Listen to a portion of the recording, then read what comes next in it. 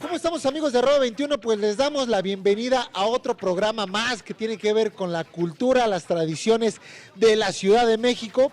Y ahora nos va a tocar estar al sur de esta ciudad hablando de la delegación Tlalpan, la delegación más grande de la Ciudad de México. Y para esto tenemos un cronista experimentado en la materia que nos va a hablar sobre los lugares emblemáticos de esta bonita delegación, y es mi querido Jaime Orozco. ¿Cómo estás, Jaime? Muy bien, bienvenidos. Oye, ante todo, muchísimas gracias por darnos parte de tu tiempo, porque sabemos que también tienes otras ocupaciones. Al contrario, es un gusto.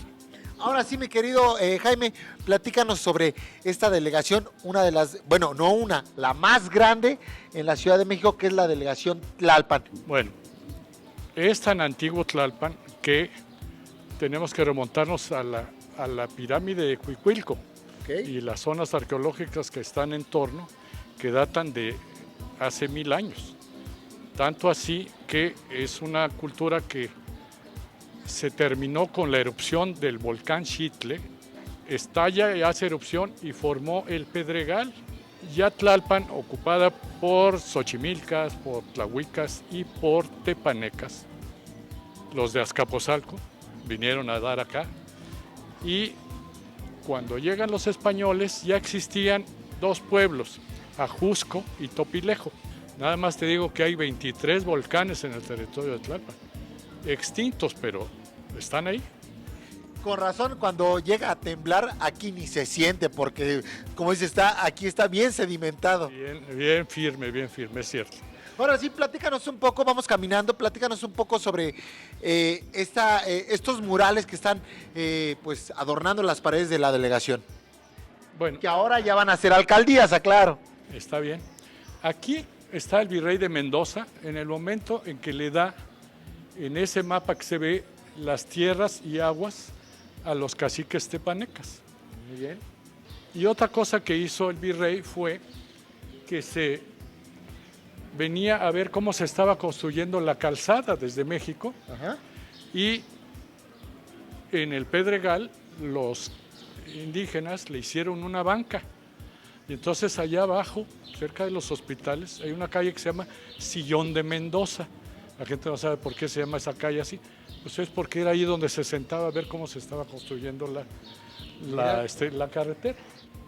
Mira, aquí están los símbolos de nuestros pueblos en español y sus orígenes prehispánicos. Totoltepec, por ejemplo, San Andrés, Xitla, Xicalco, Xitla, Chimalcoyoc, Topilejo, Ajusco. En 1878, en una casa que está aquí a una cuadra, se hizo la primera llamada de teléfono a larga distancia en este país. ¿Por qué? Porque se utilizó la red del telégrafo para comunicarse de un lugar distante, 25 kilómetros del centro de la ciudad, para comunicarse a la oficina central de telégrafos en la calle de Bolívar, y por eso se hizo la llamada de aquí. Tlalpan es uno de los barrios más antiguos de la Ciudad de México. Destaca por su riqueza arquitectónica y sus áreas verdes protegidas como el bosque de Tlalpan. Su nombre proviene de dos palabras de origen náhuatl, tlali, que significa tierra, y pan, sobre, traduciéndose como lugar de tierra firme. Además, este barrio fue fundado en las riberas del lago de Tenochtitlán. En 1967, mientras se construía la Villa Olímpica que daría alojamiento a los atletas de los Juegos Olímpicos de México 68, fueron hallados vestigios de construcciones realizadas por los primeros pobladores de este barrio, las casas que rodeaban la zona de Cuicuilco. De acuerdo con los investigadores, en esta zona vivió una comunidad de origen otomí, que quedó sepultada tras la erupción del volcán Xitle hacia el año 100 a.C. Los sobrevivientes migraron y solo algunos se asentaron en las inmediaciones de los pedregales que dejó la erupción. Posteriormente, este barrio volvió a tomar forma y para el siglo XIX, Tlalpan era uno de los más famosos por sus fiestas. De aquí se realizó la primera llamada telefónica al centro de la Ciudad de México en 1878 y la inauguración en 1900 del tranvía eléctrico que realizaba sus recorridos del Zócalo a Tlalpan en tan solo una hora.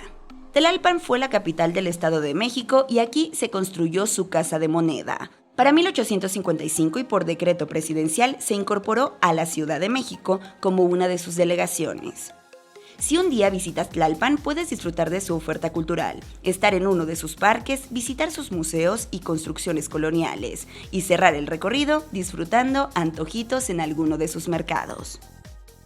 Oye, Jaime, ¿y ahora dónde estamos? Platícanos de este lugar.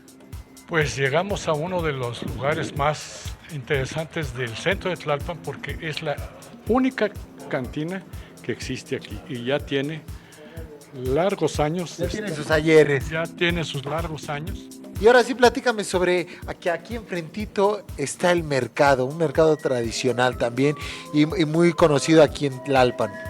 Bueno, tenemos el orgullo de que Tlalpan tenga uno de los mercados más antiguos, siendo mercado público, porque data de la época porfirista. Se construyó por los presidentes municipales de los ayuntamientos de 1898, 99 y 1900. Entonces, es incluso más antiguo que el propio edificio de la delegación, que se empezó en 1900. Oye, Jaime, pues muy interesante realmente lo del mercado y lo de esta cantina. Y bueno, ¿qué te parece si mientras vamos, ahora que traemos el tiempo medido, y qué te parece si vamos a conocer este Museo del Tiempo que está precisamente aquí en la delegación? Adelante. Pues vamos para allá. Y bueno, amigos, seguimos recorriendo este maravilloso lugar que es la delegación Tlalpan y estamos ahora en el Museo del Tiempo, un lugar mágico que la verdad yo estoy impresionado de ver tantas cosas maravillosas y estoy con el director general de este lugar, mi querido Marcus Frenner. ¿Cómo estás? Muy bien, gracias. Oye, ante todo, te quiero felicitar porque este lugar me ha dejado maravillado y me ha dejado anonadado de ver tanta maravilla, tantas antigüedades que realmente nunca me imaginé verlas. Es la idea. Oye, pero platícanos, ¿hace cuánto nace este museo? Porque es un lugar mágico, como te lo dije en un principio, y creo que es el único en México. Creo que sí. No hay muchos lugares donde tú puedes ver antigüedades, relojes, cajas de música, fonógrafos, gramófonos funcionando. Ahora, ¿qué más aparte de relojes podemos encontrar aquí en este Museo del Tiempo? Tenemos un cuarto, un pequeño salón art déco dedicado a cine y fotografía.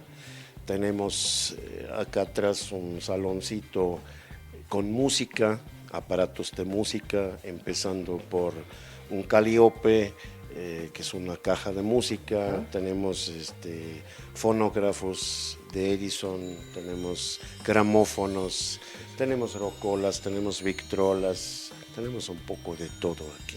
Okay. Hasta la tele de los supersónicos. Una tele muy futurística de 1958, okay, cuando empieza la carrera hacia la luna. Ahora, por ahí nos decías de algunas piezas que hay únicamente 2 en el mundo. Por ejemplo, la rocola que tenemos aquí de 1938 es una de las 2 que se sabe que es declarado por el propio INAH como invaluable. Sé de una tercera pieza que está en Holanda, pero no tiene la máquina, o sea, solo es el puro mueble. Todos los aparatos o la mayoría de los aparatos lo mostramos a la gente. O sea, la idea no es ver, un fonógrafo de Edison atrás de una vitrina, sino escucharlo. Vamos a ver que funciona. Escucharlo, ¿no? Para hacer este viaje en el pasado, a ver cómo se sentía la poca gente afortunada que tenía un aparato de esto, que solo era la aristocracia. Claro. Gente normal no podía comprar eso. Marcus, pues yo estoy encantado de este lugar, yo sí voy a venir próximamente, me quiero autoinvitar, ¿no? Para que venga yo con mi familia y poder... Con mucho gusto te enseño ahorita dónde está la caja. Para que pagues. Ahora sí, ¿de a qué hora abre este museo y qué días? Estamos aquí de martes a domingo, como casi todos los museos los lunes cerramos para trabajar lo que es mantenimiento, oficina, etcétera. Estamos de 10 de la mañana hasta las 7 de la noche. Okay. A las 6 de la tarde es el último recorrido. Muy bien. ¿Y tienes redes sociales para que la gente también se meta ahí? Por supuesto, estamos con nuestra página en Facebook, Museo del Tiempo Tlalpan. Ahí también relatamos cosas históricas. Muy bien. Marcus, pues un placer, de verdad, gracias por recibirnos aquí. Gracias. Y yo voy a seguir con el recorrido, ¿te parece? ¿Cómo no? Pero Gracias. antes de, paso a la caja. Ay, no es cierto, vámonos.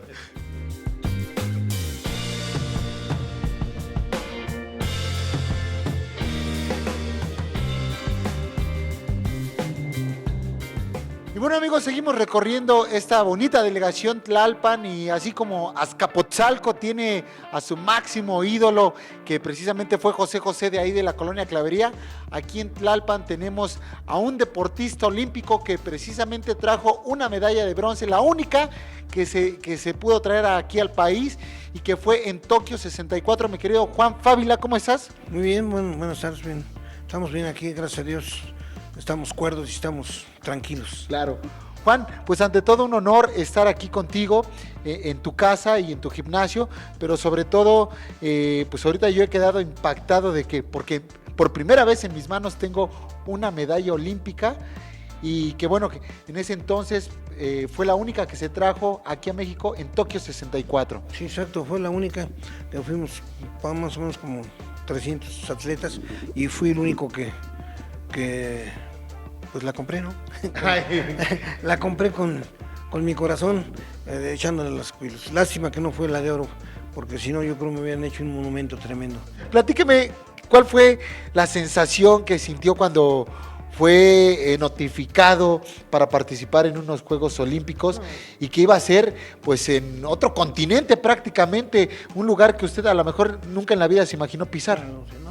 Bueno, fueron muchas eliminatorias, cada rato que eran para sacar la selección para ir a Japón, y hasta que vino la definitiva. Y cuando quedé programado, pero yo tenía siempre le he caído mal a la gente, no sé y ahora ya me ven viejito, ya no se me ponen, pero antes eran broncas tras bronca y eran una cosa. Porque a lo mejor como que lo veían y decían, ay, se cree mucho porque es boxeador y porque aparte pues, ya es profesional, y sí, las envidias siempre van a haber, y no nada más en el deporte, en todos lados. Claro, eso siempre sucede, pero yo tuve aquí muchas broncas, y ahora ya no se meten conmigo porque ya me ven que anciano, dicen, pues ya no la hacen, ¿no? Eso creo. Pero yo mejor que piensen lo que quieran. ¿Quién de tu familia se dedica a esto? ¿Los nietos? No, ni quiero. Los digo, ellos saben lo que hacen, ¿no? Pero ni quiero que sean boxeadores. La única que lleva el deporte del box es mi hija, que es la que entrena aquí a los muchachos. Ella estudió para ser entrenadora, estudió y con toda la clase, con toda la inteligencia y la clase que se necesita para enseñar box, porque cualquiera que tiró golpes que enseña boxeo, y no es eso, sino que debemos saber toda la metodología de la enseñanza. Claro. Y yo le estoy hablando de eso porque yo me retiré del box y empecé a estudiar boxeo para que no me señalaran de tarado. Entonces. Y bueno, cuando te entregaron esta en Tokio 64, ¿qué pasó por tu mente en ese momento? Bueno, pues una felicidad tremenda, que pues era yo el único de todos, fuimos más de 300 atletas, no, como 300 atletas, y yo era el único. ¿Hubo lágrimas? Pues sí, pero y lágrimas muy pesadas, porque el entrenador fue era argentino, y no era yo ¿cómo se llama? Elegido para que él presumiera de mí. Hoy el boxeo mexicano, ¿cómo lo ves? Porque el boxeo mexicano tiene nivel mundial y tiene calidad y siempre la ha tenido. Claro, pues lo veo muy bien, pero deberíamos estar mucho mejor. Pero desgraciadamente, por ejemplo, en boxeo de aficionados no hay el apoyo que se debe de darse. Hay otros deportes, por ejemplo, no estoy en contra del fútbol, pero el fútbol tiene todo el apoyo del mundo, de México. Entonces, es el ridículo, sí lo hacen, pero hasta ahí, la verdad. Y la gente aficionada se muere por el fútbol. Juan, muchísimas gracias, enhorabuena, y quiero ver qué tal el Oper. No es cierto, no, toda la tira, no. Pues vamos a un corte. Juan, muchísimas gracias. Gracias a ustedes, hasta luego.